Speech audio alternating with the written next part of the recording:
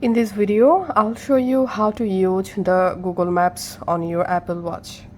I'll show you the easiest way to do it. First of all, go to your iPhone and open the Messages app, open a conversation and simply send the Google Maps link here, maps.google.com. Now go to your Apple Watch, press the crown. From your app screen, open the Message app and go to the conversation, and here we can see the Google Maps link. Now just open the Google Maps link and you directly jump into Google Maps. Here we can see my Google Maps working perfectly. If you want to search for a specific location, you can just tap on this search location box and then you can simply search for your desired location. And now on, whenever you want to use the Google Maps, just go to your Message app, go to the specific conversation, open the Maps link. And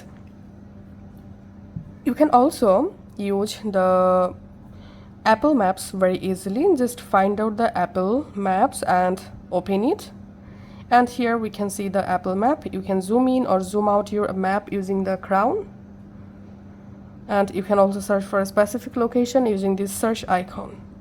So this Apple Maps is more handy than Google Maps in our Apple Watch. That's it.